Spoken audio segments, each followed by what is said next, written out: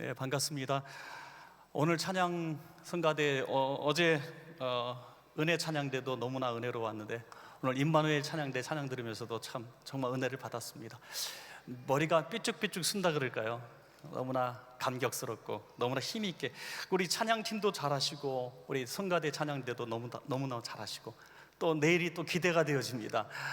찬양이 살아있는 교회 정말 너무나 감격스럽고요. 너무나 고맙습니다. 그리고 또 목사님과 이렇게 여러 번 대화 나누고 식사도 하면서 제가 시간이 갈수록 점점 더 부담스럽습니다. 왜냐하면 우리 목사님께서 여러분들에게 어떻게 하면 은혜를 더 받게 할까 너무너무 기도하시면서 애쓰는 게 몸으로 이렇게 느껴져요. 그래서 여러분들이 은혜 안 받으면 어떡할까 막 그렇게 고민하시는 것 같아요. 근데 강사 잘못 불러놨다 이렇게 생각하실 것 같아서 참 제가 어깨가 많이 무겁습니다. 그렇게 목사님께서 여러분들을 정말 목양의 마음으로 사랑하시는 마음으로 이렇게 말씀 전하기를 위해서 저같이 정말 보잘것없고 정말 형편없는 사람인데 이렇게 저한테 막 잘해주시고 또 기도해주시고 하는 것은 저를 위해서가 아니라 여러분들이 은혜 받게 하기 위해서 이렇게 애쓰시는 것을 제가 보면서 참 제가 배울 게 너무나 많습니다. 그래서 여러분들은 이번 성회에 은혜를 받아야만 하는 역사적 사명을 띠고 태어났다 이렇게 생각하시고 은혜를 꼭 받으시기 바랍니다. 옆에서 조시는 분이 있으면 제 잘못은 아니니까 꼬집어 주시고요. 하여튼 은혜 많이 받으세요. 여러분 어저께 제가 거울 보라고 말씀을 드렸는데 거울 보셨어요?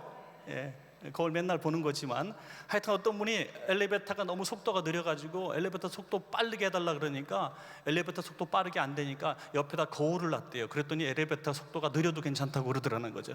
거울을 보는데 시간을 너무나 많이 뺏는 거예요. 어쨌든 밤에 거울 보시니까 여러분 얼굴이 어때요? 보시면서도 세상에 이렇게 조각미남, 조각미녀가 있는가 너무 사랑스러웠어요? 예. 얼굴을 보면요 자기의 신앙의 현주소를 볼 수 있다고 저는 생각을 합니다. 그러니까 잘생기고 못생긴 게 아니라 얼굴에 예수님의 향기가 나오는 거예요. 한 목사님, 사모님 뵈면은 예수님 사촌동생 비슷하게 생기셨잖아요. 너무 인자하시고 은혜롭고 여러분 옆에 있는 분에게 이렇게 축복하면 축복대로 될 줄로 믿고 한번 축복합시다. 예수님 사촌 동생 같으십니다. 아멘.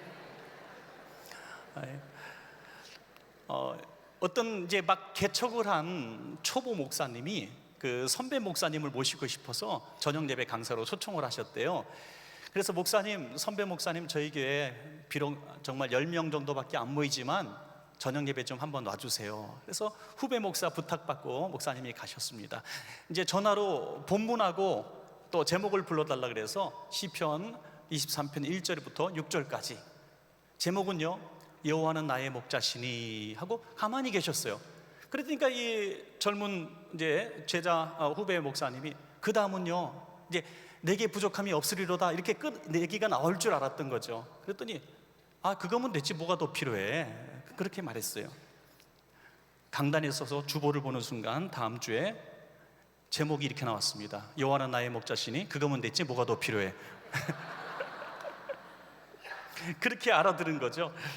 그래서 이 목사님이 하도 기가 막혀가지고 이거 설교를 어떻게 해야 되나 내 평생 설교 제목 짓다가 별의별 희한한 거 다진 목사가 돼버려가지고 고민을 하는데 하나님의 감동이 오더라는 거예요. 야 정말 원색적인 메시지 아니냐 이거죠.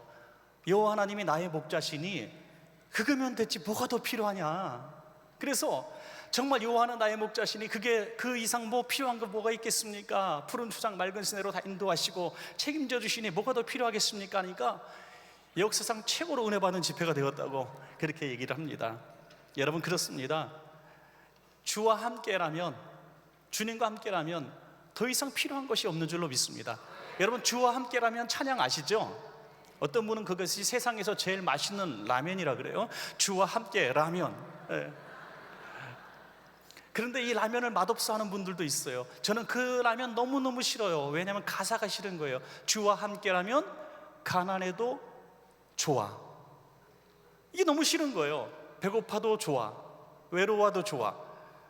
주와 함께라면이 별로 맛이 없는 라면처럼 보여진다는 거죠. 여러분 주와 함께라면 가난해도 배고파도 조금 힘들어도 삶에 고난이 있고 고통이 있어도 정말 좋다고 말할 수 있는 사람이 정말 주와 함께 사는 복된 삶인 줄로 그렇게 정말 믿습니다, 여러분. 오늘 말씀의 주제는요, 분노의 세상, 분노하는 세상을 치유하는 사람이라는 주제입니다. 여러분, 한 시간에 저는 한 가지 주제를 가지고 여러분 기도 제목을 삼고, 오늘은 여러분들의 분노의 쓴뿌리들을 정확히 파악하고 여러분의 있는 분노를 제거할 수 있는 복 있는 날 되시기를 주의 이름으로 간절히 축복합니다. 여러분, 우리 모두가 분노가 있어요. 이 안에 아픔이 있단 말입니다.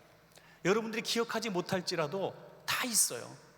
저희 교회 이제 부목사로 계시다가 부산에 이제 담임 목사로 가신 분이 한 분 계신데, 이분이 지금 나이가 거의 50이 다 됐어요. 50이 다 되고 기독교 텔레비전에 CT에서 국장까지 하셨던 분이에요. 그런데 고백을 했어요. 무슨 고백이냐면, 최근까지도 마음에 있었던 어머니를 향한 분노를 해소하지 못했다고 고백을 했어요. 어머니를 향한 그 이야기가 언제의 역사로 흘러내려가면 7살 때로 내려가는 거예요. 7살 때 7살 때 부산에 살 때 5살 동생하고 이제 밖에 놀러 나갔는데, 이 정화조가 있잖아요. 큰 정화조, 플라스틱 정화조가 있었는데 이렇게 물이 차 있었대요. 이렇게 들여다보는데 7살짜리 자기가 5살짜리 동생이 장난삼아 확 밀은 거예요. 그래서 정화조 속에 쏙 빠져버린 거예요. 그런데 막 헤엄치다가 보니까 여기까지 딱 차더래요. 여기까지.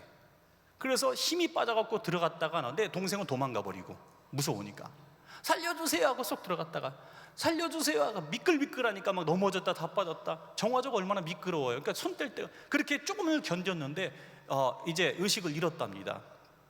의식을 잃고 난 죽나 보다 하고 물속에 쑥 들어가는데, 정말 예수님이 이 영화에서 나오는 것처럼 물 위에서 손이 쏙 들어오더니 자기를 탁 잡더니 밖으로 확 올리더래요.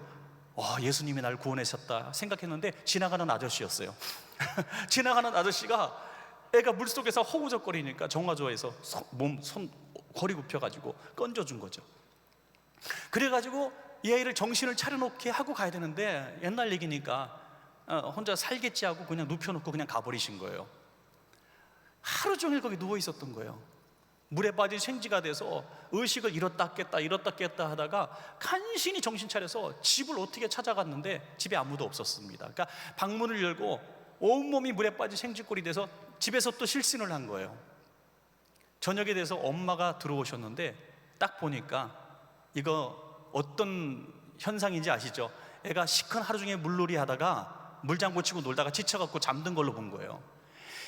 그냥 거두절미하고 때리기 시작하는데 막 매로 때리고, 이놈의 자식이 막 그냥 방은 이게 뭐냐, 물바다 만들어 놓고 이 엄마는 고생하고 들어왔는데 그냥 사정, 엄마 아니에요, 엄마 아니에요, 동생이 밀어갖고 어쩌고 시끄러 이놈아, 네 잘못이다, 막 듣지도 않고 하루 종일 때려버렸어요. 이게 아이의 마음의 상처가 된 거예요. 그게 50이 다 될까지 이 마음의 상처를, 분노를 계속 가지고 있던 거예요. 어머니를 사랑합니다, 존경합니다 하면 효도도 하면서도 계속 한편에 어머니를 향한 미움이 딱 있어가지고 이걸 풀지 못한 거예요. 그래서 하나님 앞에 굉장히 오랫동안 기도했대요. 그리고 목사가 된 다음에 이걸 풀어야 되가 싶어서 부산에 계신 어머니한테 전화한 거예요.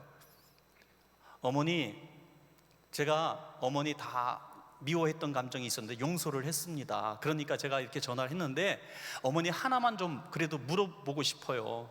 그래서 내가 이 문제를 완전히 처리하고 싶으니까 대답해 주세요. 그러면서 어머니 그때 왜 그러셨어요?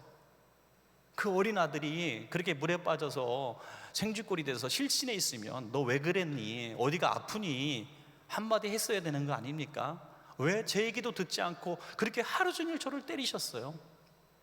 왜 그러셨어요? 막 그때 또 눈물이 나오려고 그러는 거예요. 그때 어머니가 깜짝 놀라면서 내가 언제 그런 일이 있었니? 그러는 거예요.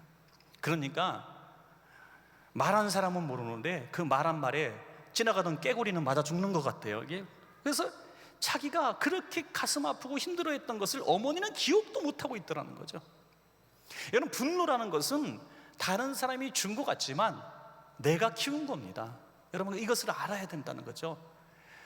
내가 한 말 때문에 괴롭습니까? 내가 들은 말 때문에 괴롭습니까? 너무 어려운 질문인가요? 예. 내가 한 말 때문에 괴롭습니까? 여러분, 내가 들은 말 때문에 잠 못 이루고 괴롭습니까? 들은 말 때문이죠. 그런데 문제는 내가 나에게 그 말을 한 사람이 그 말을 기억하지 못한다면 어떻게 하시겠습니까? 그럼 나 혼자 고통받은 거예요. 그러니까 너는 말할 재주가 있고 자격이 있지만 나는 잊어버릴 자격이 있다. 나는 못 들을 이유가 있다.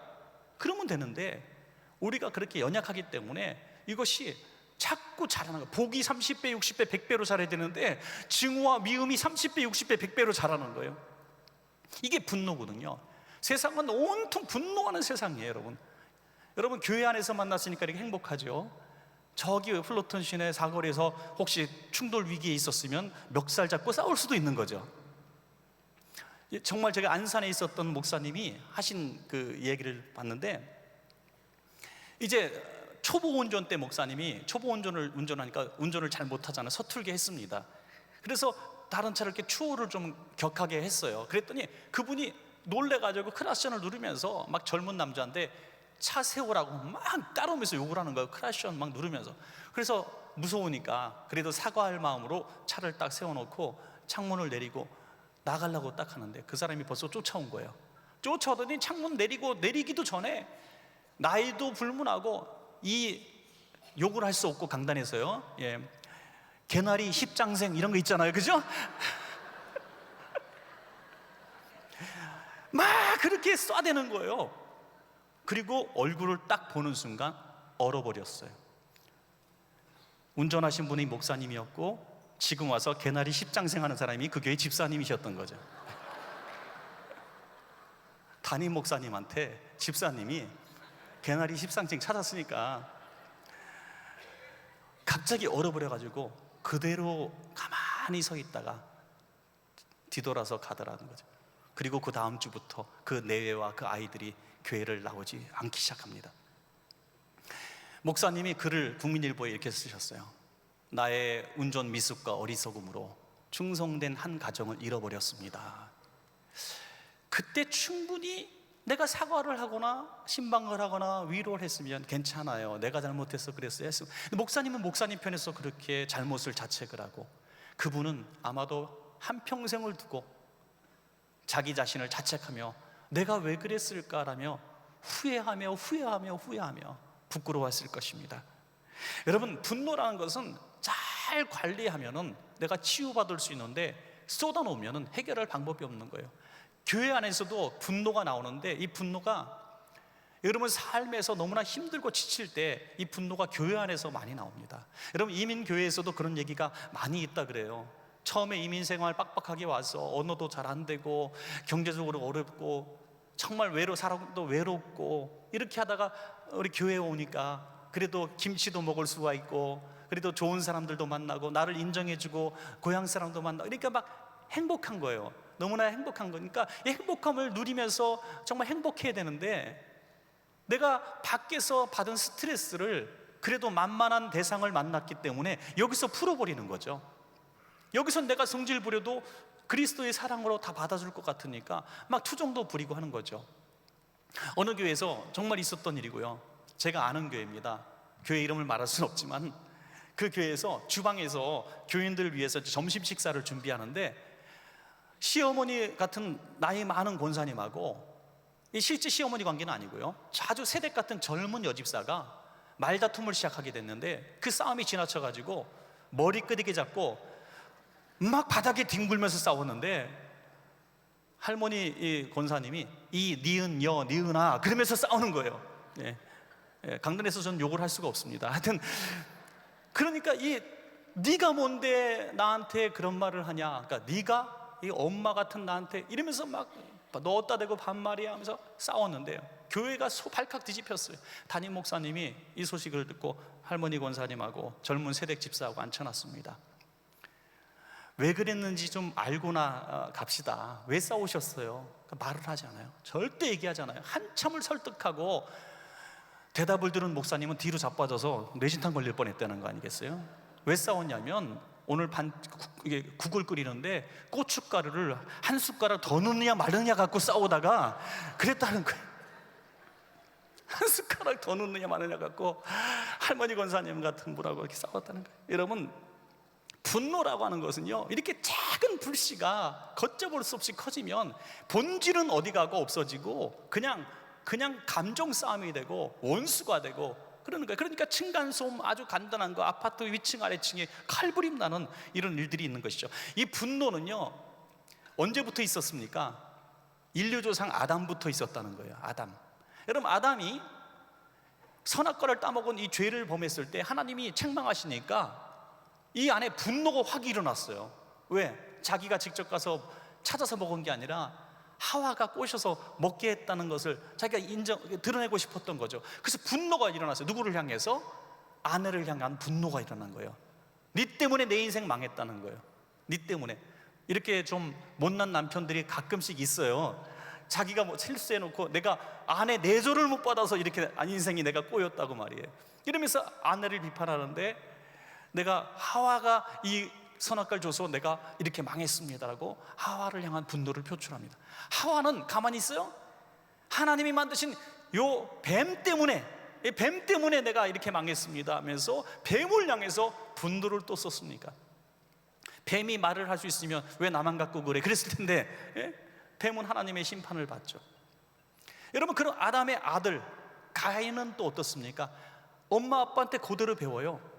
동생과 아벨과 함께 제사를 드리는데 하나님이 아벨의 예배만 받으시고 자기 예배를 받지 않으세요. 그때 이것은 하나님이 자기를 미워한 것이 아니라 분명히 하나님이 말씀하시기를, 야, 내가 분하여 함은 웬일이냐, 너는 내 죄를 보라, 이렇게 말씀하셨거든요.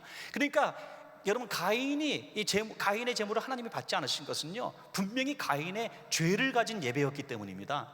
죄를 가지고 예배를 했기 때문에, 그 제물의 문제가 아니라 죄를 가지고 예배했기 때문에 하나님 받지 않으셨어요. 내 안색이 변하는 것은 웬일이냐, 하나님이 이렇게 책망하시거든요.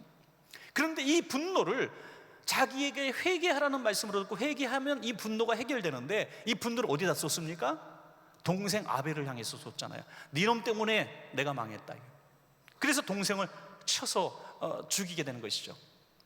여러분, 요셉의 형제도 마찬가지고요, 야곱과 에서의 문제도 마찬가지고, 모든 관계 속에 보면은 이 분노를 자기가 잘못해서 얻어진 모든 이 자기가 씨를 뿌린 분노들을 다 타인을 향해서 쏟아붓는 것이 우리 인생의 아주 역사 이래로 해왔던 답습입니다.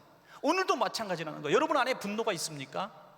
제가 처음에 드렸던 그런 정말 우리 목사님의 얘기처럼 누가 나한테 이런 분노를 심어줬고 누구 때문에 내가 이게 화가 나 있고 내가 이렇게 열이 받아 있다고 생각하십니까, 여러분? 그러나 추적해 보면은 그것이 다 핑계라는 것입니다. 여러분, 오늘 그 문제를 정확하게 우리가 진단하고 그 분노의 문제를 나의 문제로 돌이키고 내가 그 문제를 붙들고 하나님과 씨름해서 이 문제를 해결하면 우리는 해결될 수 있습니다. 여러분, 야곱이 야복강 나루토에서 씨름할 때요, 누구와 씨름했습니까? 천사와 하나님과 씨름했다고 나와 있어요. 그러나 본질적으로 자기와의 씨름이었다는 사실을 우리는 알게 됩니다. 왜? 내 이름이 무엇이냐 그러잖아요. 내 이름이 무엇이냐? 내 이름이 무엇이냐? 약탈자란 이름, 발꿈치를 잡은 자라는 이름, 야곱입니다. 나는 평생 그렇게 사기치며 살아왔고 남 탓하며 살아왔고 이기며 살아왔습니다. 아니야, 너는 이제 이스라엘이라 하라. 이름을 바꿔주시는 것입니다. 자기 자신의 이름이 바뀌는 순간, 씨름을 통해서 이기는 순간, 그는 이제 더 이상 약탈자의 삶이 아니라 이스라엘의 삶을 살게 된 줄로 믿으시기 바랍니다, 여러분. 그러니까 여러분, 분노를 가지고는 하나님의 거룩한 삶을 살 수가 없어요. 이 분노와 쓴뿌리를 가지고는 행복한 신앙생활을 할 수가 없다는 겁니다. 저는 이번 성회를 통해서 정말 많은 것들을 제가 드릴 수는 없지만 하나님의 은혜를 하나 구하는 것은 여러분들이 행복해졌으면 좋겠어요. 예, 웃음을 되찾았으면 좋겠고 화목했으면 좋겠습니다. 그래서 이번 성회를 통해서 뭔가 마음이 뜨거워지고 뭐 그런 것보다도 일단 여러분의 마음이 변하고 너그러워지고 온유해지고 내가 변했어, 내가 왜 그러지? 전에는 누가 나한테 이렇게 얘기하면 분명히 주먹이 나가든지 빡치기가 나가든지 이게 자동 반사적으로 나갔던 사람인데 갑자기 내가 웃고 있는 거예요. 제가 잘 아는 집사님 한 분은 체격이 저보다 이만큼 크고 한 주먹 하는 아주 우람한 체격을 가진 분이에요. 이분하고 이제 45인승 버스를 타고 이제 어르신들을 관광시켜드리는 일을 했습니다. 그런데 그 공원에 주차 관리하는 분이 조그만 것 갖고 시비를 걸면서 만만하니까 교회차 간판 써 있으니까 교회차라고 아주 우습게 알고요, 막 함부로 하는 거예요. 노인들 여기서 뭐 어지럽힌다는 괜히 쓸데없이 막 시비를 거는 거예요. 이 사람이 화가 난 뒤에 딱 나오는 거예요. 저는 한판 벌어졌구나, 큰일 났구나 그랬는데 너그럽게 잘해서 이 문제를 풀어가는 거예요. 그래서 집사님 어떻게 그렇게 참으실 수가 있었습니까? 제가 집사님이라면 어떻게 가만히 있지 않았을 텐데 그랬더니 저도 제가 미쳤나 봐요. 그래요. 저도 제가 미쳤나 봐요. 제가 예수님을 믿기 전이었다면 그분이 한 얘기가 하도 재밌어갖고 지금 20년 지났는데 기억해요. 제가 예수 믿기 전이었다면 그 인간 제 발밑에 와 있을 겁니다 라고 얘기했습니다. 어느 순간 자기가 밟고 있을 거라는 거예요. 그런데 어느 순간 자기가 예수 믿고 신앙생활 하는 중에 자기도 모르게 이게 바뀌었다는 거예요. 누가 바꿨습니까? 예수님이 그 마음속에 있는 쓴뿌리를 고치고 분노를 다 변화시켜 주신 줄로 그렇게 믿습니다, 여러분. 그러니까 당연하게 분노 가지면 안 돼요. 오늘 다윗에게서 우리는 이 분노를 제거할 수 있는 기가 막힌 방법을 배울 수가 있습니다. 오늘 목사님께서 여러분 정말 오늘 복 받았다 그랬는데 이 문제, 이 공식대로 한번 해보십시오, 여러분. 그러면 여러분 이 분노의 문제, 오랫동안 간직하고 품고 있었던, 여러분들이 부정하고 싶었었던 그런 존재, 분명히 있었던 분노, 이 증오와 미움의 쓴뿌리를 우리는 분명히 해결할 수가 있을 줄로 저는 믿습니다, 여러분. 오늘 그 공식을 배워보는 거예요. 이 사건의 배경은 아실 거예요. 다윗은 골리앗을 때려눕힌 영웅이지만은 사울에게 미움을 받아가지고 이제 도망을 다니다가 갈 곳이 없어서 어디까지 도망갑니까? 블레셋까지 도망가요. 적진까지 도망가는 거예요. 요즘 말하면은 38선 넘어서 도망가는 거예요. 얼마나 기가 막힌 것입니까? 우상숭배의 나라, 적국의 나라까지 도망가서 몸을 숙이고 자기의 조국 왕에게 보호를 받지 못하고 블레셋에서 아기스 왕의 보호를 받습니다. 그곳에서 보호를 받으면서 지내다가 이스라엘과의 전쟁이 벌어질 때 참전하게 되죠. 참전했지만은 여러분 아시는 대로 다른 왕들이 이스라엘 사람인 것을 알고 참전하지 못하게 해서 사흘길 되는 자기의 거처했던 시글락이라는 곳으로 다시 돌아가게 된 거죠. 사흘길이었습니다. 가보니까 시글락은 불에 다 타버리고 이제 남자들이 다 전쟁에 참전한 것을 안 아말렉 군대가 침공해서 처자식들을 싹 잡아가는 거예요. 다윗의 두 아내 포함해서 이 처자식들을 싹 잡아갔습니다. 이런 상황이 오늘 본문의 상황입니다. 여러분 그때 모두가 분노에 가득 차게 되죠. 백성들이 오늘 우는데 힘에 지나도록 소리 높여 울었다 그랬어요. 여러분 우리가 분노할 만한 환경을 만나게 되면, 너무나 억울하고 분한 일을 만나게 되면 통곡하고 울게 되는 건 당연합니다, 여러분. 너무나 억울하잖아요. 처자식을 한순간에 잃어버렸습니다. 너무나 분통 터지는 거예요. 그렇게 믿었던 사람에게 여러분 배신을 당해보셨습니까? 혹시 있는지도 모르겠어요. 많은 분들이 있다 그래요. 그분 믿고 미국 왔는데 왔더니 사기꾼이야. 다 재산 날리고 그냥 여기서 빈털터리로 시작하는 이런 인생. 정말 그 복음성가 있잖아요. 울려고 내가 왔던가. 그 복음성가 부르면서 맨날 힘들게 정착한 여러분들 있잖아요. 내가 그렇게 믿었던 이웃에게, 내가 그렇게 믿었던 우리 성도에게 그런 아픔을 겪었을 때 이거 분노가 있는 거 아니겠어요? 내가 그렇게 믿었던 자식한테 이렇게 참 아픔을 겪을 때 분노가 있는 거 아니겠어요? 또 울게 됩니다. 우는 것은 당연한 거예요. 그러나 여러분 슬픔을 당하고 정말 분노할 만한 환경이 있을 때는 마음껏 우십시오. 그러나 그 울음이 분노의 씨앗이 남지 않도록 하나님 앞에서 우시기를 주의 이름으로 축원합니다. 주의 성전에 와서, 저 기도센터에 와서 주님 붙들고 통곡하며 울어야 돼요. 그러면 여러분들의 증오가 여기 자리 잡으려고 하다가 악한 마귀가 심어 놓으려고 하다가 성령께서 그것을 녹여주셔서 이 분노와 증오가 싹 녹아지는 거예요.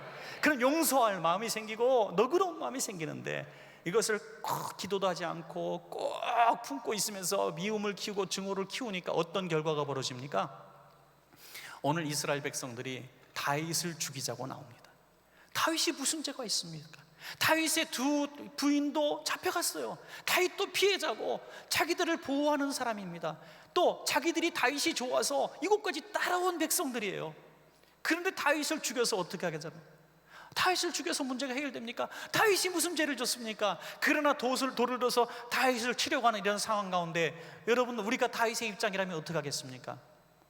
저는요 조금 혈기가 조금 있어요. 여러분들 보기에는 예수님의 7천 8천처럼 보일지 모르겠지만은 성질이 있어가지고 칼을 뽑아가지고, 야 이놈들아, 니네들 내가 오라 그랬냐? 니네들이 왔지. 내 자식, 내 아내들도 잡혀갔어. 내가 뭔 죄를 졌어? 내가 그렇게 싫어? 맞짱 뜰 사람 나와. 너 죽고 나 죽자. 아마 그랬는지도 모르겠어요. 아니 감히 나한테 대들어? 지도자인 나한테 대들어? 이렇게 분노를 표출했을 수도 있겠어요. 그러나 다윗이 해결한 문제가 오늘 우리가 배울 방법입니다. 다윗은 두 가지로 이 문제를 해결했습니다. 첫째는 그런 문제에 기도로 해결한 줄로 믿으시기 바랍니다. 기도로 해결했어요. 오늘 본문에서 기도해서 이 문제가 해결되었다고 분명히 말씀하지 않습니까? 그런데 사무엘상 27장부터 오늘 이 사건이 일어나기까지 기도했다는 기록이 한 번도 나오지 않습니다. 다시 말해서 이 블레셋으로 도피할 때에, 이곳에서 또 2년 가까이 살아갈 때에, 그 세월 동안에 한 번도 기도하지 않아요. 다윗은 기도하는 사람 아닙니까? 시편이 다 기도예요. 기도와 찬양입니다. 그런데 여기에 기도했다는 내용이 한 번도 나오지 않아요. 참전할 때, 이스라엘과 전쟁할 때, 참전할 때 하나님 내가 가야 되겠습니까? 기도하지 않았어요. 항상 기도를 잃어버린 삶을 살았어요. 왜? 이곳이 좁사오니 했다는 거죠. 1년 4개월이라고 성경은 추적해 볼 수 있는데, 이 기간 동안에 이곳이 좁사오니, 왜? 사울의 칼이 오지 않는 곳, 안전한 곳이었습니다. 여러분, 삶이 기도하지 않는데도 안전하면 폭풍 전야인 것을 아시기 바랍니다.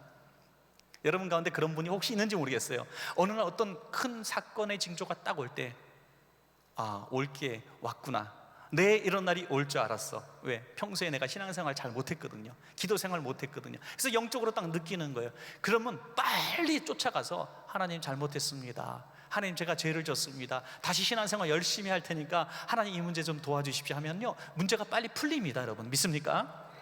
그래서 항상 하나님 앞에 기도로 저축해온 사람들은요, 위기의 순간에 빨리 벗어날 수가 있습니다. 그러니까 평소에 문제가 없고 시험이 없고 기도할 제목이 없어도 계속 기도잔을 쌓으시면 복이 될 줄로 믿습니다. 그냥 계속 새벽 예배 드리고 철야 예배 드리고 주일 예배 드리고 부흥회 때 참석하고 주일 예배 성수하고 계속 예배를 사모하고 문제가 없어도 예배를 계속 드리고 하면요, 큰 문제가 오질 않아요. 그러나 오늘 다윗은 이 오랜 시간 동안에 기도하지 않았습니다. 올 것이 온 거예요. 이때 다윗처럼 결사적으로 기도하는 자리를 찾는 여러분 되시기를 축원합니다. 이 문제를 가지고 기도할 때 제사장 아비아달을 불러서 이제 제사장의 옷을 갖고 오라고 합니다. 에봇을 갖고 와서 하나님 앞에 묻는 기도를 합니다. 하나님께 기도한다는 거죠. 하나님, 제가 이 군대를 추적하면 되겠습니까? 쫓아가면 되겠습니까? 묻습니다. 여러분, 인간적으로 보면은요, 처자식을 잡아갔는데 당장 쫓아가야죠. 1분 1초가 아깝지 않습니까? 자기에겐 군대가 있어요. 그런데 무엇보다 기도 먼저 했다는 거죠. 기도 먼저. 여러분 따라합시다. 급할수록 기도하자. 급할수록 기도해야 되는 거예요. 내가 분명히 이 문제가 확실을 할수록 더 기도해야 됩니다. 여러분, 이건지 저건지 잘 모를 때 기도하는 건 누구나 할 수 있습니다. 그러나 인간의 상식과 경험으로 내가 너무나 단순하게 이건 이렇게 해야 되라고 생각하는 이 일을 우리가 선택할 때, 기도하지 않고 선택할 때 하나님은 우리를 그 길로 형통하게 두지 않으셔요. 왜냐하면 모든 사소한 것들도 하나님과 상의하기를 하나님은 기뻐하시기 때문입니다. 여러분, 그러니까 어떤 분이 목사님, 저 이사를 이제 하게 됐는데 저 집을 이제 내가 가기를 원했어요. 저 집을 사게 해주세요. 제가 저 집을 이사 가는데 축복해 주세요. 이렇게 기도 요청할 때 별로입니다. 제 마음속엔. 저는 어떻게 기도 요청을 하기를 원하냐면, 목사님, 제가 이사를 가려고 하는 마음이 있는데 지금 상황에서 제가 이사를 가는 것이 하나님의 뜻입니까? 라고 먼저 물어보기를 저는 더 원하는 것이죠. 여러분, 다 결정해 놓고 자기 뜻대로 다 계획을 해 놓고 하나님이 무조건 도와주셔야 된다는 것은 하나님을 내 조수나 쫄자로 하는 거죠. 움직일 때 하나님이 원하시는가 안 원하시는가 그것부터 물어보고 하나님의 뜻부터 물어보고 기도하고 결정하는 것, 내가 움직이는 것이 하나님의 뜻대로 사는 방법인 줄로 그렇게 믿습니다. 여러분, 오늘 이 기도를 회복하게 되었을 때 하나님의 응답을 드디어 해주십니다. 쫓아가라, 내가 반드시 도로 찾으리라. 그 음성을 듣고 그는 힘을 내서 쫓아가게 되는 것입니다. 여러분, 자, 이래서 첫 번째는 단순한 결론을 우리가 냈습니다. 우리가 분노할 만한 환경에서 실수할 때 실수할 수밖에 없는 그런 상황 가운데서 가장 먼저 우리가 만나야 될 곳은 골방 기도실인 것이죠. 그 사람과 그 문제와 그 환경과 부딪혀서 해결하려고 하지 말고 조용히 뒤돌아서 기도실로 오라는 말이죠. 여러분, 성도님들과의 충돌과 가족 간에 또는 어떤 거래처 사람들과 사업 어떤 파트너와 굉장한 충돌이 일어나서 분노가 일어날 때요, 지금 당장 뿌리 뽑으려고 하지 마십시오. 성질이 급하니까 막 그 문제 오늘 해결하려고 막 애를 쓰는데, 여러분, 그럴 때일수록 성전으로 달려오시기 바랍니다. 여러분, 이 문제를 기도로 먼저 하나님 앞에 묻고, 내가 하나님 앞에 이 문제를 맡기면은, 기도로 이 문제를 맡기면 하나님께서 이 문제를 해결해 주실 줄로 믿습니다. 이것이 첫 번째입니다.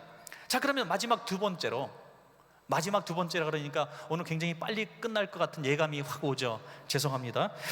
하여튼 이 두 번째가 좀 길어요. 따라합시다. 온유로 분노를 이기자. 온유로 분노를 이기는 겁니다. 여러분, 다윗이 얼마나 온유한 사람인지 오늘 본문을 통해서 잘 나오게 됩니다. 여러분, 다윗을 돌로 치려는 백성들을 향해서 적삼지 않았습니다. 그들의 아픈 마음, 슬픈 마음을 보듬어 주는 거예요. 이유 없이 헛된 말 만들어내서 막 공격을 하는데, 불쌍하다. 여러분, 막 화내는 사람 있죠. 가만히 이유도 없는데 막 성질을 부려요. 기관 모임, 구역 예배, 목장 모임 하다가 별것도 아닌데 막 성질을 부려요. 그러면 저희 왜 그래? 쟤 미쳤나 봐. 쟤 이상하네. 쟤 좀 이런 애 아니야? 이렇게 슬슬 3, 3, 5 짝져서 그 사람을 따돌릴 수도 있는 그런 상황 가운데 우리는 이렇게 생각해야 됩니다. 그를 환자로 생각해야 돼요. 환자. 아파서 그런 거거든요. 여기 아파서 그런 거예요. 힘들어서 그런 거예요. 나름대로 비명을 지르는 거예요. 나 아픈 거 좀 알아줘. 나 아프니까 좀 나를 좀 위로해줘. 이 뜻이거든요. 그러면 아무 소리 하지 마시고 그냥 들어주시고 가서 꼭 한번 안아주세요. 그냥. 제 친구 목사님이 어느 교회에 부흥회를 갔는데, 담임 목사님이 첫 시간부터 한 사람 얘기를 계속 하는 거예요. 그분이 너무 힘들어서 나 목회 못하겠다는 거예요. 한 분을 얘기하면서 그분 때문에 목회를 못할 정도고 너무너무 힘들다는 거예요. 근데 그분이 누군지 딱 보니까 보이더라고요. 아니나 다를까 첫 시간부터 팔짱 끼고 은혜 받는 태도가 영 아닌 거야. 그러면서 첫 시간 밥을 먹고 환영을 하는데 교회 중직자니까 뭐라고 얘기하냐면, 지금까지 온 부흥 강사 중에서 별로 은혜 끝인 사람이 없다고 지금 부흥 강사 앞에서 얘기하더래요. 그래서 화가 딱 이 한국말로 표현하면 머리에 뚜껑이 딱 열리기 직전에 딱 되는 거예요. 아니, 강사를 앞에 놓고 그런 소리를 하는 거예요. 근데 마음속에 회개가 나오더라고요. 저 사람이 완전히 삐뚤어졌구나. 그럼 설교 끝나고 통성기도 하는 시간에 자기도 모르게 그 맨 앞자리에 앉은 그분한테 가서 무릎을 딱 꿇고 그분을 끌어안고 울었대요. 친구 목사가 그냥 아는데 눈물이 나더래요.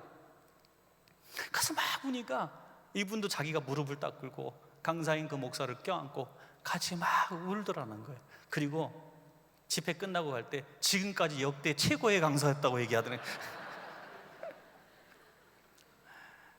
이사벨이라고 하는 여인이 있었는데, 이게 당뇨 합병증으로 어떤 약을 쓸 수도 없었답니다. 그래서 이제 30대인데 인생의 말기예요. 이제 어떻게 해도 죽어요. 그러나 약을 쓸 수도 없는 상황이니 얼마나 기가 막힙니까? 진통제를 쓸 수 없으니까 너무 고통스러운 거예요. 그래서 진통제 놔달라고 비명을 지르는데 그 병원에 노련한 이제 나이 많으신 간호사님이 오셔서 이제 설명을 합니다. 이사벨 양, 당신은 약을 쓸 수가 없어요. 내가 약간은 처방할 수 있지만 당신은 합병증이 있기 때문에 이 진통제를 쓰면 당신은 빨리 죽습니다. 그랬더니, 진통제를 쓸 수 없다면 나를 한번 안아줄 수 있어요? 나를 한번 꼭 안아주세요 라고 얘기해요. 그 간호사가, 네? 뭐라고 말씀하셨죠? 다시 말씀해 주세요. 진통제 쓸 수 없다면 저 한번 안아주실 수 없어요? 그래서 간호사가 언니 같은 마음으로 가서 꼭 안아줬대요. 그랬더니 통증이 사라지는 거예요, 놀랍게.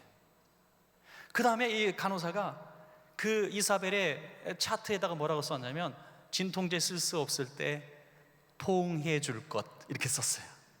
그래서 그 병원의 모든 간호사들이 이 이사벨이 통증으로 호소할 때마다 안아주기 시작하는데, 너무나 이사벨이 사랑받는 평안한 고통 없는 나이로 34살에 이제 죽음을 맞이하게 되었습니다.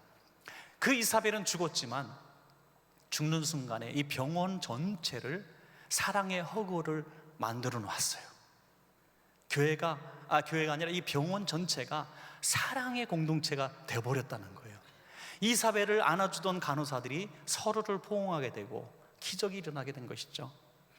여러분, 은혜 한인교회 성도님들 가운데 이사벨 같은 사람, 통증을 호소하고 아픔을 호소하고 분노를 표출하는 사람들이 있을 때 누가 먼저랄 것도 없이 여러분 중에 누가 그의 아픔을 이해해주고 그의 서러움을 이해해주고 그가 비명 지르는 것으로 좀 봐주고 날 좀 외롭다고 날 좀 봐달라는 것으로 인정하고 가서 한번 안아줄 수 없습니까, 여러분? 만약에 그런 분이 한 분, 두 분 생기기 시작하면 그분은 어린아이처럼 새근새근 잠이 들 겁니다. 그 분노가 사라지게 될 겁니다. 그리고 그는 치료받을 것입니다, 여러분. 그러면 이 은혜 한인교회는 정말 사랑의 공동체가 되는 것입니다. 다윗은 이 분노를 안아주는 것으로 표출하는 거예요. 바로 온유였다는 거죠. 온유라고 하는 것은 힘이 없는 자가 행하는 것이 아니라 힘이 있는 사람이 하는 겁니다. 용서라는 것도 약한 사람이 하는 것이 아니라 강한 사람이 해주는 것이 용서인 것입니다, 여러분. 그러니까 여러분, 믿음의 어른이 되기를 원한다면, 믿음의 중직자가 되기를 원한다면, 믿음의 정말 하나님이 쓰시는 제자가 되기를 원한다면 같지 않은 분노를 일으키는 그런 사람에게도 우리가 너그럽게 대해주고 지어주고 온유하게 대하는 것이 진정한 교회의 어른이 되는 비결이죠. 어떤 성도가 왔는데 그 아내가 열심히 수년을 전도하고 눈물을 흘려서 남편이 처음 교회에 나왔어요. 여름인데 이제 와이셔츠를 이렇게 입고 왔는데 여기다가 네모난 깍 하나 넣고 왔어요. 뭐겠어요? 네, 담배죠. 주차장에서 용가리 한번 딱 때리고, 이제 입에서 불 나니까 용가리잖아요, 그죠? 때리고 딱 들어와서 예배 끝나면 뛰어나가서 또 하는 거예요. 이렇게 한 두 번 나왔는데 그거를 못 봐주는 거야, 사람들이. 저 누구냐 저거? 웬 젊은이가 교회 주차장에서 담배를 피워? 저런 버릇없는 것. 시작을 하더니 드디어 급기야 예배 시간에 앉아있는 그를 향해서 담배를 툭 치면서 옆에 있는 어른이, 노인 어른이, 그분이 누군지 모르겠지만, 어이 젊은 사람이 말이야, 예절도 없어, 교회당에 담배 보이게 말이야, 그러지 말라고 엄하게 꾸짖으니, 그 담배 보기 싫다고 꾸짖으니 그 담배뿐이 아니라 담배 품고 있었던 그분까지 영원토록 교회를 나오지 않습니다, 여러분. 한 청년이 모자를 쓰고 예배를 드렸어요. 우리 청년들이 모자를 쓰는 게 요즘에 유행이거든요. 모자를 쓰고 예배를 드린다고, 예배 시간에 모자 벗으라고. 여러분, 그럴 필요 없어요. 그랬더니 모자를 벗는 게 아니라 사람이 나갑니다. 사람이 나가요. 예. 그럼 모자를 쓸 수도 있고 좀 야하게 입고 올 수도 있잖아요. 우리 미혼의 아가씨들이 정말 미니스커트 얇은 거 입고 오면 그냥 그걸 보면서, 교회 오면서 그렇게 말이야 야한 옷 입고 왔다고, 파진 옷 입고 왔다고 막 또 책망하는 어른들이 있으면, 여러분 또 그 젊은 사람이 거기에 실족해가지고 자기는 평상복인데 실족해서 교회를 떠나면 얼마나 중요한 걸 잃어버립니까, 여러분? 그러니까 우리가 너무 사소한 것에 분노를 일으켜가지고 사람을 상처를 주고 고통을 주는 이런 일들을 얼마나 많이 저지르고 있는지 모릅니다. 여러분, 우리가 온유라고 하는 것은 내가 할 수 있는 위치에 있을 때 참는 겁니다. 이게 온유예요. 어떤 목사님이 책을 쓰셨는데 책 제목이 오늘을 만족하라라는 책을 쓰셨어요. 누군지 잘 모르실 거예요. 이분이, 저는 한국에서 이 책을 읽었는데요, 이분이 어떤 교회를 부임하셨는데 상처투성인 교회를 부임하셨대요. 여기 조금 먼 교회인데 하여튼 너무나 힘들어가지고 주님 앞에 막 울부짖으면서 기도하시면서 내가 어떻게 목회해야 됩니까? 라고 기도하시며 부르짖을 때 내가 이 사람들을 어떻게 막 한 명 한 명 설득하고 내가 붙들고 당신 그렇게 하면 안 돼 막 이렇게 가르쳐야 되는 그런 마음이 막 왜 안 들겠어요? 목회자의 마음으로 막 가르치고 싶지 않겠어요? 그런데 하나님이 마태복음 11장 28절을 주셨대요. 수고하고 무거운 짐진 자들아 다 내게로 오라. 내가 너희를 편히 쉬게 하리라. 저는 이게 제 마음에 굉장히 와닿았어요. 그분이 누구신지 잘 모르겠는데 하여튼 제가 그분 이 메시지를 듣고 너무 와닿았어요.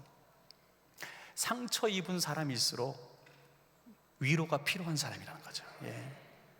근데 우리는요, 죄진 사람을 벌 주는 게 공식이에요. 잘못하면 때려야 되고요, 책망하고 징계해야 되는 것이 세상 법이거든요. 그런데 하나님은 그렇게 하지 말라는 거예요. 상처 입고 죄 짓고 분란을 일으키는 그 사람을 쉬게 하라는 거죠. 위로하라는 거죠. 저도 목사님께는 말씀을 드렸습니다만 저도 굉장히 날카로운 설교를 참 좋아했어요. 젊은 목사들이 다 그러잖아요. 설교 제목도 제가 지은 설교 제목들 그때 거 보면요, 지금도 부끄러워요. 당신이 바라봐요, 뭐 이런 거. 누가 예수를 죽였는가? 가슴에 손 얹고 생각하시오, 뭐 이런 설교 제목들. 누가 생명의 근원을 죽이는가? 누가 죽은 암탉 밑에 병아리를 두었는가? 당신이 죽은 암탉이요, 뭐 이런 설교를 했단 말이에요. 제가 생각해도 겁도 없이 너무나 비난적인 설교를 많이 했어요. 그리고 저는 그게 진짜 설교인 줄 알았어요. 그렇게 해야 성도들이 진짜 그리스도인 되는 줄 알았어요. 그런데 목회 한참 할 때 지금 교회 담임 목사로 있는 그 순간에 어느 날 기도를 설교 준비를 위해서 기도를 하는데요, 하나님이 청천벽력까지 저에게 책망을 하시더라고요. 야 이놈아 하면서 책망하시는데, 네가 뭔데 내 양을 쳐, 그러시더라고요. 베드로에게 내 양을 치라, 그것은요, 이게 치라는 거지 치라는 게 아니었거든요. 근데 난 짝대기를 치라는 줄 알았단 말이에요. 네가 뭔데 내 양을 쳐, 그러더라고요. 그때 제가 얼마나 놀랐는지 몰라요. 우리 교회 성도들이 제 양인 줄 알았어요. 그런데 하나님의 양이더라고요. 하나님의 양. 하나님의 양이었어요. 나는 누군가? 하나님의 양을 위해서 죽는 제물이라는 거예요. 죽는 제물이 왜 양을 때리냐 이거예요. 그 순간 얼마나 회개했는지 몰라요. 그리고 깨달았어요. 아, 그렇구나. 이사야가 내 백성을 위로하라, 내 백성을 위로하라, 이 말씀이 제 내리에 계속 울리면서 하나님의 음성으로 들려졌습니다. 그때부터 제 설교가 조금씩 바뀌기 시작해서 지금은 거의 책망의 설교를 하려도 할 수가 없어요. 위로하고 힘주고 용기 주는 설교를 하려고 애를 씁니다. 세상에서 여러분 충분히 매맞고 오지 않았어요? 세상 삶에서 충분히 우리는 두들겨 맞고 이 자리에 왔어요. 다 쓰러지고 죽기 직전에 오늘 이 자리에 왔단 말이에요. 주일날 올 때, 이런 집회 올 때 풀이 팍 죽어가지고 이제 어떻게 살 것인가, 이 문제 어떻게 풀 것인가, 상사로부터 들은 모욕도 아직 가슴 속에 있고, 내가 승진도 또 누락되어가지고 지금 너무나 괴로운 시절, 또 이제 은퇴를 다음에 앞두고 있는 이런 상황 가운데 있는 분들, 이제 유학 문제로 고민하고 있는 분들, 이런 분들이 많이 있을 텐데 교회 와서 막 또 책망받고 이러면 얼마나 힘들겠어요. 하나님이 그 모습을 보시면서 위로하라 그러시더라고요. 그런데 제가 위로의 메시지를 주는 순간 저는 놀라운 경험을 했어요. 제 마음이 병들었다는 것을 그제야 발견한 것이죠. 제 마음이 쓴뿌리가 있으니까, 제 마음이 미움이 있고 분노가 있으니까 이것이 나의 의처럼 분노가 표출이 되는 거더라고요. 책망이 되는 거더라고요. 여러분 막 책망하는 사람들 있죠. 만나면 항상 지적하는 사람들 있죠. 만나면 뭔가 10가지 중에 좋은 거 안 보고 한 가지 나쁜 거 보는 사람. 어떤 분이 그런 분이 있더라고요. 우리 교회도 목사님 하하하 웃으면서 다 좋다고 넘어가는데요, 저는 요게 한 가지 보이네요. 저는 아마도 비판의 은사를 받았나 봐요, 그러더라고요. 성경 찾아봤는데, 제가 그때부터 창세기부터 요한계시록까지 찾아봤는데 비판의 은사는 없더라고요. 비판의 은사가 어디 있어요? 참고 가르치고 위로하고 너그럽게 대하는 모든 은사는 있어도 비판하는 은사는 없어요. 여러분, 이 온유함이 여러분들에게 드러날 때 정말 복받은 사람은 여러분의 마음속에 있는 쓴뿌리가 제거되는 이 모습을 여러분 경험하게 될 겁니다. 여러분의 얼굴을 보라고 말씀을 드렸는데, 이 온유함으로 이제 문제를 해결하기 시작할 때 여러분들의 얼굴이, 오늘 사진 가서 찍으세요. 오늘 가서 딱 찍어놓고 한 온유하는 여러분의 생활 습관으로 바꾼 다음에 1년 후에 여러분 사진을 한번 다시 찍어서 보세요. 천사의 얼굴로 저는 다 바뀌어 있을 줄로 그렇게 믿습니다. 여러분, 우린 바뀔 수가 있어요. 분명히 바뀔 수가 있어요. 오늘 이 다윗이 이 너그러운 온유함을 어떻게 보입니까? 군사들을 이제 이끌고 아말렉 군대를 추적하기 시작합니다. 그런데 600명의 군사를 이끌고 가다가 200명의 군사가 낙오를 합니다. 지쳐서 쓰러집니다. 군대의 장군이라면은 이놈들 어딜 게으름 펴, 전쟁을 해야지. 너희 처자식 잡혀갔는데 여기서 포기할 거야? 우리 영화에서 늘 보잖아요. 오늘 죽자 그러는 거 있잖아요, 그죠? 오늘 죽자, 처자식을 위해서 오늘 죽자, 국가를 지키면 오늘 죽자, 이렇게 하는 게 장군이거든요. 나를 따르라. 그런데 이 장군은 어떻게 된 장군인지, 이거 힘들구나, 얼마나 힘드니, 그럼 여기서 쉬어 200명을 그냥 쉬게 하는 거예요. 20명도 아니고 병력의 3분의 1 되는 200명을 쉬게 하는 거죠. 나머지 400명이 열이 받았습니다. 아니, 병력이 한 명이라도 부족한데 우리만 끌고 전쟁하겠다는 겁니까? 저 겁쟁이들 두고요, 저 힘들대잖아, 아프대잖아 하고 400명을 끌고 갑니다. 가다가 보니까 웬 소년이 쓰러져 있는 거예요. 보니까 적국 아말렉 군대의 소년병이에요. 원수입니다. 자기 시글락을 불태운 주범이에요. 그런데 그를 죽인 것이 아니라 그를 가만히 보니까 배고파 병들어 쓰러져 있는 거예요. 이 군대가 이 소년이 병들니까 그냥 버리고 가버린 거예요. 여러분, 얼마나 잔인합니까? 사람을 정말 도구처럼 생각하는, 물건처럼 생각하는 이 아말렉 사람들을 병들었다고 금방 버려버리고 그냥 갔어요. 이게 악한 사람들의 모습 아닙니까? 쓰다가 필요 없으니까 갖다 버린 거예요. 그런데 적군인 이 아말렉 소년을 불쌍해서 다윗은 그냥 지나갈 수가 없어요. 건포도송이를 주고 물을 줘서 이 아이를 회생을 시킵니다. 여러분, 정말 1분 1초가 아까운 그 진군하는 시간에 애 하나 살리겠다고 군대를 멈추는 다윗. 여러분, 이것이 온유한 리더의 모습인 것이죠. 여러분, 기관에서, 교구에서 어떤 큰 행사를 주장할 때 행사가 이루어지고 잘 이루어지는 것보다 중요한 것은 그 과정이 더 중요한 것입니다. 제가 성전 건축을 하면서 마음속에 하나님이 주신 소원 1번이 있었어요. 1번이 뭐냐면, 성전 건축을 하는 교회들마다 입은 상처들을 제가 많이 봤습니다. 입은 상처가 뭐냐면, 가장 앞장서서 일했던 건축위원장님, 부위원장님, 건축위원들, 또 우리 담임 목사님, 뭐 이런 분들, 또 건축에 관련된 어떤 성도들, 이런 사람들이 상처를 너무 많이 받는 거예요. 교인들로부터. 그냥 열심히 죽어라고 해놨는데, 예배당 오늘 여러분 얘기가 아닙니다. 딱 입당을 딱 했는데 처음 입당해서 들어오는 감격적인 그 예배당, 몇몇 성도가 얘기합니다. 카페트 색깔을 왜 이런 걸 했대? 저게 페인트 색깔이 저게 뭐냐? 자기 주관으로 막 내뱉는 거예요. 거기에 어마어마한 상처를 받는 거예요.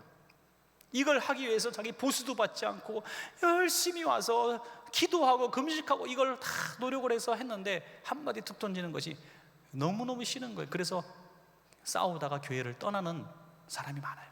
여러분, 교회 건축위원장이 교회를 떠나는 경우는 아주 흔한 경우입니다. 제가 기도할 때 뭐냐면, 주님, 우리 교회는 건축이 끝났을 때 한 명의 성도도 잃어버리지 말게 해 주십시오. 건물 짓다가 건물보다 중요한 진정한 교회인 성도를 잊어버리면 실패작이 아닙니까, 여러분? 건물을 못 줘도 성도가 온전하면 제대로 된 교회가 되는 줄로 믿습니다, 여러분. 건물을 짓다가 성도를 잃어버리면 건물 때문에 교회를 잃어버리는 거예요. 이건 예배당이지 교회는 여러분들입니다. 여러분들이 거룩한 성전입니다. 그러니까 여러분들이 건강하면 교회는 항상 건강할 수가 있습니다. 그러니까 여러분들이 온유한 마음을 품어야 돼요. 그 한 명의 폐잔병을 살려줄 때 하나님은 어떤 선물을 주십니까? 지금 아말렉 군대의 본고지를 이 아이를 통해서 정보를 얻게 하시는 거죠. 그래서 기습 공격을 해가지고 싹 전멸을 시키고 자기 처자식을 찾고 전리품까지 챙겨갖고 오는 대승리를 거두게 되는 것입니다.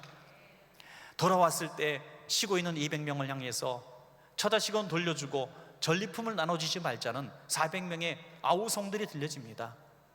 그게 당시의 법이었어요. 당연한 겁니다. 일하지 않았으니까 먹지도 말라, 당연한 겁니다.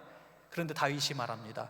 하나님이 오늘 주신 승리는, 거저 주신 승리니 우리만 취할 것이 아니라 저들에게도 똑같이 분배하는 것이 마땅하다는 것이죠.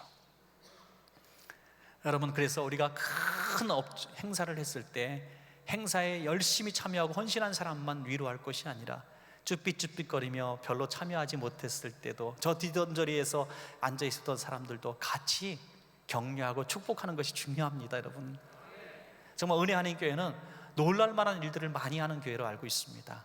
이 엄청난 일들. 그러나 항상 그분들만 일하는 게 아니더라고요.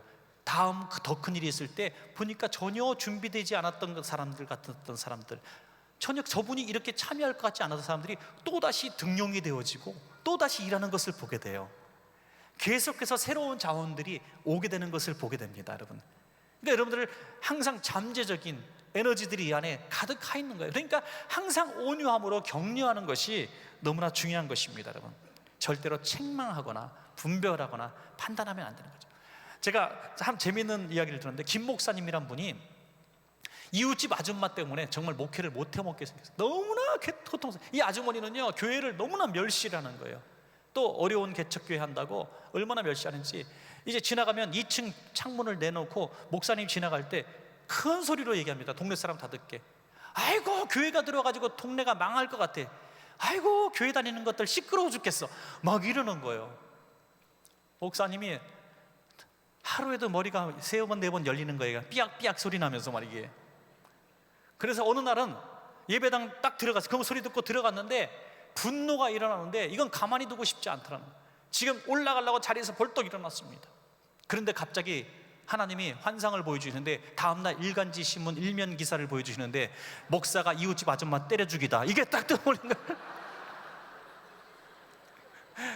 다음날 일간지 톱면에 자기가 이제 이렇게 하고 마스크 쓰고 있는 건지, 그게 환상으로 딱 보이는 거예요. 아, 지금 가면 여자 때려 죽이게 생겼구나. 그래서 또 주저앉아가지고 하나님 참을 힘을 주세요, 참을 힘을 주세요. 그런데 그러다가 며칠 지나서 그분의 시어머니가 돌아가셨대요.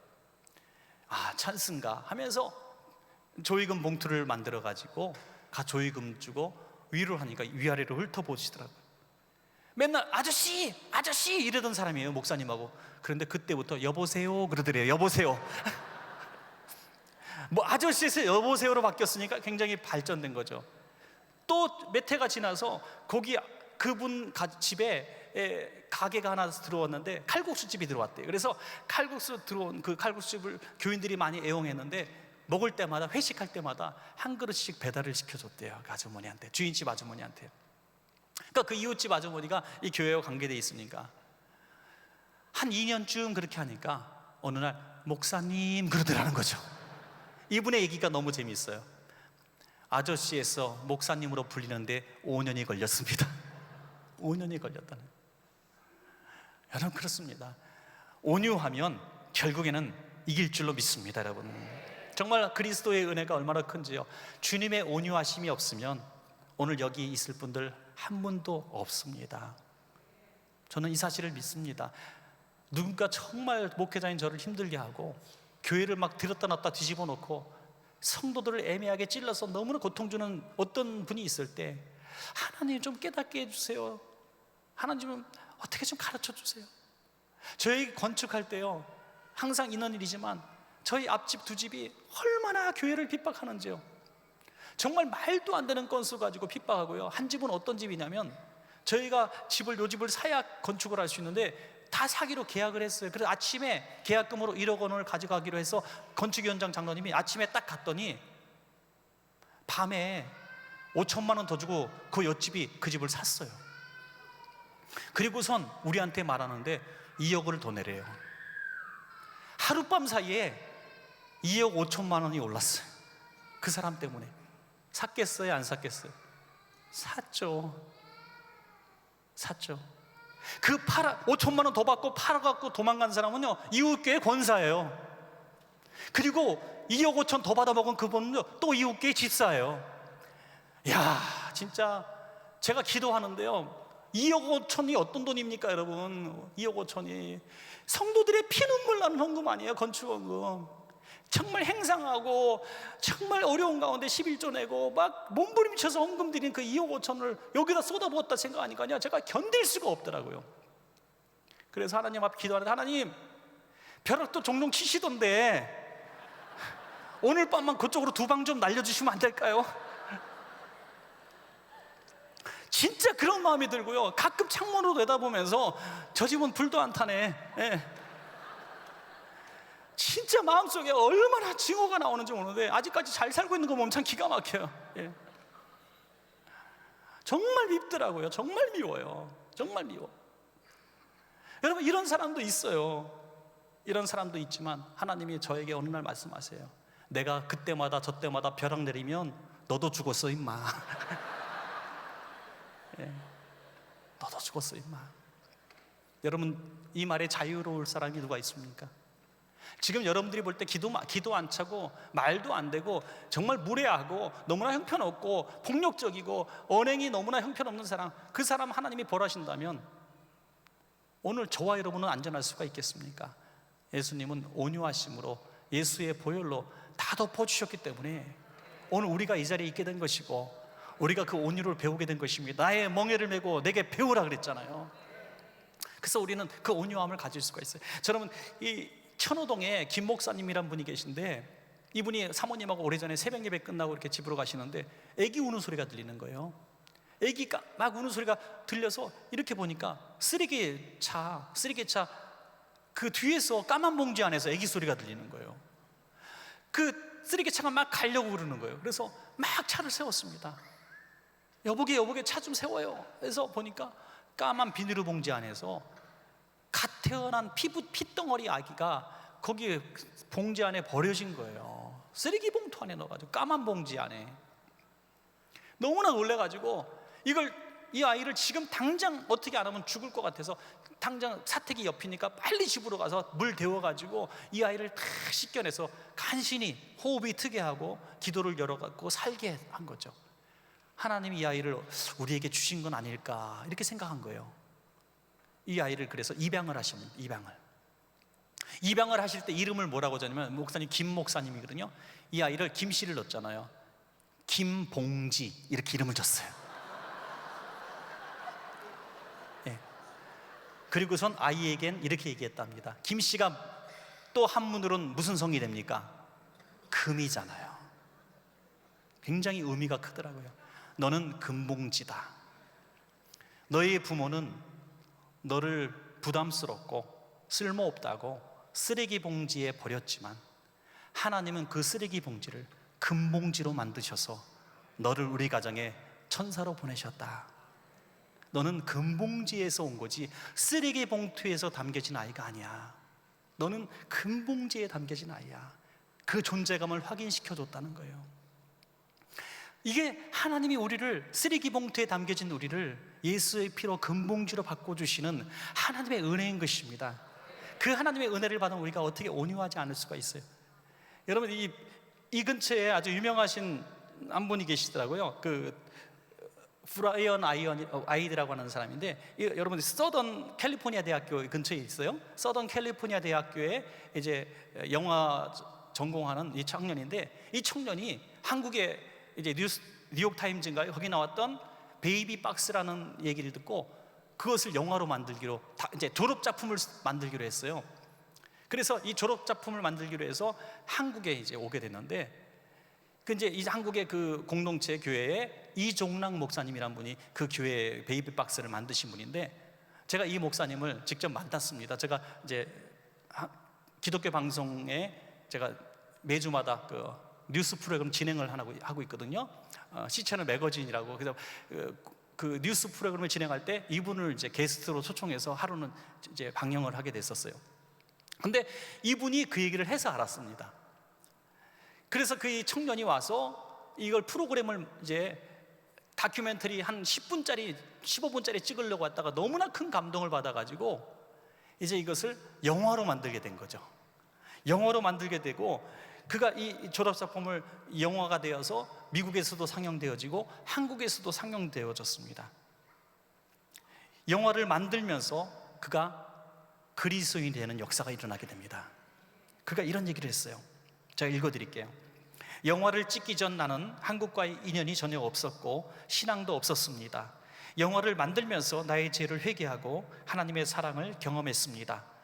이 목사님이 우는 아기들을 끌어안고 우는 것을 보면서 구원자가 필요하다는 것이 무엇을 뜻하는지 깨달았습니다. 그리고 나도 그 아이들처럼 사랑에 절실한 한 아이였습니다. 자기가 베이비 박스 안에 있는 그 아이였다는 사실을 깨닫게 되는 거죠. 정말 가로 세로 70, 60, 45cm 자그마한 박스, 그 박스 안에서 지난 6년 동안 1,000명의 아이들이 버려졌습니다. 여러분, 1,000명.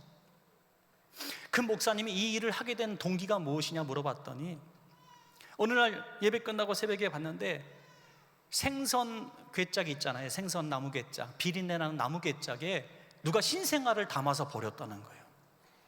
근데 참 그 부모도 참 애꿎지, 하필이면 생선 괴짝에 넣어서 버립니까? 그러니까 비린내가 나니까 들고양이들이 몰려와가지고 생선 괴짝에 누워있는 아이를 뱅글뱅글 돌면서 공격을 하려고 하는 거예요. 아이를 먹으려고 하는 거예요. 그걸 보고 너무나 놀라가지고 괴짝채로 아이를 들고 와서 이 아이를 품고 있다 통곡하며 울었다는 거예요. 하나님, 이게 도대체 무슨 일입니까? 왜 나한테 이런 걸 보여주십니까? 하면서 만들게 된 것이 베이비 박스라는 거예요. 버리려면 여기다 버리세요. 차라리. 어떻게 써 있냐면, 미혼모 여러분, 또 어쩔 수 없는 이유 때문에 아기를 키울 수 없는 여러분, 아기를 버릴 때도 여기다가 버려주십시오. 얼마나 나름대로 사연이 많겠어요. 그 아기를 버리는 부모 마음은 또 어떻겠어요. 하지만 그 아이를 버리고 뚜껑을 닫아놓으면 안전하잖아요. 일단 들고양이로부터 안전하고 저체온증으로 죽지 않도록 온도 조절이 되어 있는 방입니다. 그래서 1,000명의 아이를 살리게 된 거죠. 6월절의 은혜가 뭡니까? 우리는 마땅히 죽어 마땅한 사람인데 예수의 피 때문에, 예수가 대신 죽으셨기 때문에 그 피를 발랐던 이유 하나 때문에 우리가 살아난 것입니다. 여러분, 절대 우리가 잘한 공로가 하나도 없다는 거예요. 우리가 온유하다고 자랑할 것도 없는 게, 우리는 당연히 온유할 수밖에 없어야 되는 겁니다.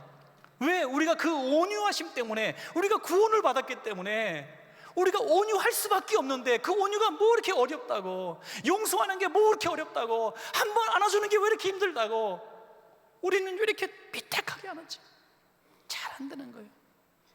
여러분, 제가 한 가지 예화만 드리고 말씀을 맺고 기도 한번 하기를 원해요. 제 친구 조 목사라는 얘기인데요, 이 친구 굉장히 저랑 절친인데 신촌에서 목회하는 유명한 목사입니다.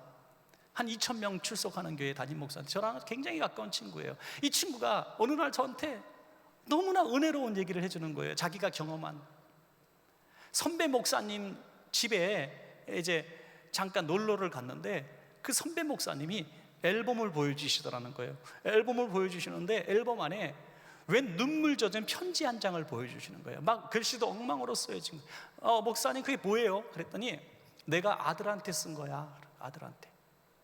이 얘기는 수십 년 전으로 거슬러 내려가죠. 그 사모님이 이 아이를 첫 아기를 낳을 때, 아들을 낳을 때 이제 뭔가 아기가 잘못되어가지고, 그때는 지금처럼 그렇게 산부인과 의료기술이 좀 지금처럼 발전하지 못했던 것 같아요. 그러니까 산모든지 아기든지 둘 중에 하나 선택하라, 이렇게 된 거예요. 마치 드라마의 이야기처럼. 그래서 아기도 포기할 수 없고 엄마도 포기할 수 없다. 둘 다 살릴 수 있는 방법이 뭐냐 그랬더니, 산모를 살기 위해서는 아기를 죽이는 약을 넣어서 아기를 죽이고 이걸 잘게 찢어서 빼면은 산모는 살고, 만약에 아기를 살리기 위해서 약을 안 쓰고 아기 살릴 수 있도록 하려면 엄마를 마취조차 하지 않고 배를 갈라야 된다는 거예요. 여러분, 이게 말이 되는 얘기입니까? 마취도 하지 않고 약도 쓰지 않고 산모 배를 갈라서 애를 제왕절개로 꺼내면 산모도 살 수 있고 아기도 살 수 있는데, 마취 안 하고 어떻게 아기를 뽑을 수 있냐 이거죠. 그렇게 가능한 얘기입니까? 그래서 나 그럼 그렇게 해달라고 난 죽어도 좋으니까 나 마취하지 말고. 이 엄마가 이렇게 무섭더라고요, 여러분. 야, 엄마가 이렇게 강한 사람. 야, 여자들이 요만큼 배기만 해도 어머 막 그러는데 뭐 난리를 떠는데 세상에 산채로 배를 갈라달래. 이게 엄마더라고요. 야, 정말 엄마는 정말 위대한. 남자들이 자녀를 사랑한다고 하지만 엄마 사랑은 못 따라가는 것 같아요. 아빠들은 어쨌든 인정할 건 인정해야지. 하여튼 그래서 그 병원에 가서 해달라니까 산부인과 의사가 손살, 나는 못한다. 그건 있을 수도 없는 일이고 그게 무슨 생체 실험이냐, 이게 말도 안 되는, 거절하는 거예요. 그래서 또 다른 산부인과 다 돌아다녔지만 누구도 그 수술을 집례하지 않아요. 그래서 다시 그곳으로 갔답니다. 아주 각서까지 쓰고 어떤 책임도 묻지 않겠다고 하고 드디어 허락을 받습니다. 양팔 양다리를 다 묶고 엄마 재갈 물리고 간호사 붙들고 의사가 배를 가르기 시작하는, 그 비명소리가 얼마나 크게 들리는지요. 그 산부인과 이제 절개하는 그 순간에 이 남편 목사님은 수술실 밖에서 앉아서 기도하다가 나중에요, 앉아 있을 수 없어가지고 바닥에 떼굴떼굴 굴렀대요. 떼굴떼굴 굴러 바닥에 막 몸부림치면서 발버둥 치면서, 하나님 도대체 왜 이런 고통을 우리가 당해주십니까? 하나님 정말 저는 왜 이러십니까? 하나님 앞에 막 울면서 서운한 감정을 얘기하다가 지금 이 감정을 그냥 잊어서는 안 되겠다 싶더래요. 그래서 종이를 한 장 꺼내서 아들에게 편지를 씁니다. 아들아, 나는 지금 내 엄마의 비명소리를 듣고 있다. 너를 살리기 위해서 엄마는 지금 마취도 하지 않고 배를 찢고 있다. 너는 평생 잊지 마라. 네 엄마가 너를 낳기 위해서 어떤 고통을 겪어야 했는지 너는 평생 잊지 마라. 눈물이 툭툭 떨어지는 편지를 그때 썼다는 거죠. 그리고 산모 아기가 다 살아났습니다. 그리고 세월이 지나면서 아기가 누구처럼, 평범한 아이들처럼 엄마 마음을 아프게 하고 힘들게 할 때마다 아빠는 앨범 가서 이 편지를 꺼내가지고 얘야 그러면 알았어요 아빠, 알았어요 엄마, 잘할게요 했다는 거죠. 여러분, 우리가 성질이 나고 화가 나고 저런 사람은 혼나야 돼, 저런 사람은 맞아야 돼, 저런 사람은 가만두면 안 돼, 분노가 일어날 때에 예수님이 우리한테 이렇게 한 장 보여주십니다. 내가 널 위해 채찍에 맞고, 내가 널 위해 못 박히고, 내가 널 위해 가시관 쓰고, 내가 널 위해 발가벗겨져서 피를 뽑고 심장이 터져 죽었다. 너도 나처럼 그를 용서할 수는 없겠니? 그를 안아줄 수는 없겠니? 주님은 그렇게 말씀하시는 거죠. 여러분, 마찬가지입니다. 우리가 예수의 그 끔찍한 피비린 나는 십자가의 고난을 통해서 이 산모 엄마가 배 찢는 것보다 10배, 20배 더 수치스럽고 끔찍한 고통을 겪으시면서 오늘 저와 여러분들을 이 자리에 불러주셨다는 사실을 정말 믿으시기 바랍니다, 여러분. 그렇다고 한다면 우리의 온유는 우리가 창작하는 것이 아니라, 내가 뭐 죽을 희생을 해서 온유가 나오는 것이 아니라 지극히 자연스럽고 지극히 당연한 것이라는 것이죠. 사랑 좀 베풀었다고, 내가 용서 좀 했다고, 내가 너그럽게 뭐 봉사 좀 했다고, 내가 교회에서 뭐 충성 좀 했다고 잘난 척 할 필요가 없는 거죠. 해도 부족하다고, 해도 모자란다. 마지막 죽는 그 순간에도 하나님 조금 더 시간을 주셨다면 조금 더 충성했을 텐데요 하면서 아쉬운 마음으로 갖고 할렐루야 찬양하며 주님 앞에 갈 수 있는 저와 여러분이 되어야 될 줄로 그렇게 믿습니다. 여러분, 오늘 여러분들의 마음이 상한 거 다 압니다. 상한 마음이 있는 거 알아요. 그렇지만 이 상한 마음은 당연히 여러분 마음속에 심겨둘 만한 가치로운 것은 아닙니다. 누가 주었던지, 스스로 키웠던지, 마귀가 심었던지, 그것은 얼마든지 오늘 이 시간에, 오늘 집회, 오늘 이 두 번째 저녁 집회 시간에, 이 짧은 시간에 여러분 분명히 그것을 녹여버릴 수 있고 떠나가게 할 수 있습니다. 저는 분명히 믿습니다. 하룻밤 사이에도 기적은 일어나는 것입니다. 그래서 여러분 들어올 때는 아주 미운 감정으로, 서운한 감정으로 예배를 시작했지만 오늘 저 문을 열고 나갈 때는 여러분 마음속에 이 땀덩어리가 떨어진 것처럼 미움과 증오가 떨어지고 온유한 마음으로 바뀌어지고 너그러워지고 다 사랑스럽게 보이고 저 바뀐 풀과 나무조차 아름다운 색깔로 보여지는 가장 행복한 행복의 수혜자가 여러분이 될 줄로 믿습니다. 그래서 오늘 이 문제를 해결하기를 원합니다. 여러분, 마음이 상한 자를 고치시는 주님이란 찬양이 있습니다. 이 찬양을 하나님, 내 마음을 잘 아시는 하나님, 이 마음을 녹여주십시오. 정말 여러분 마음속에 이 안에 가슴에 응어리진 거 있으면 거기 손대고 찬양하세요. 하나님이 이 무슨 뿌리, 이 억울한 분노들, 슬픔들, 억울함들 다 녹여주실 줄로 믿습니다.